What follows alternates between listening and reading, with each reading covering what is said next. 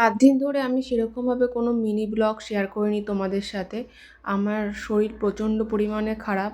দেখো প্রেগন্যান্সিতে কত মানুষ আছে সব কাজবাজ করে তাও সুস্থ থাকে। সুস্থ থাকাটাই হয়তো ভালো, কিন্তু আমার তো এখন কোনো কাজই করতে হয় না, আর অফিসও বন্ধ হয়ে গেছে। মেটারনিটি রিলিভ যেটা হয় সেটা নিয়ে নিয়েছি। তো তারপরও আমার শরীর প্রচণ্ড খারাপ। আজ সকালবেলা থেকে প্রচণ্ড লুজ মোশনের প্রবলেম হচ্ছে, আর তার সাথে বুক ধড়পড় ধড়পড় করে কাঁপে কিছু হলে পরেই।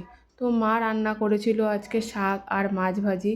মাছ ভাজা তো আমি খাবো না, তাই জন্য মাছের ঝোল রান্না করবে কাঁচকলা দিয়ে।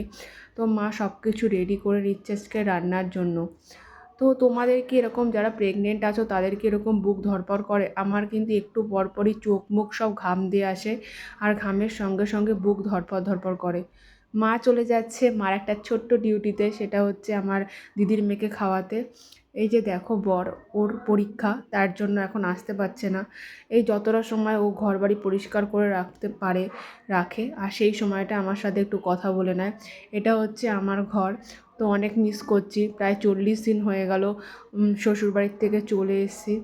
তো তারপর মা বাড়ি এসে রান্নাটা কমপ্লিট করে নিল, কিন্তু খেতে বসার পর আমার সে মাথা এত ঘুরছে, আবার সে অসুস্থ হয়ে গেলাম, খেতে আর পারলাম কই।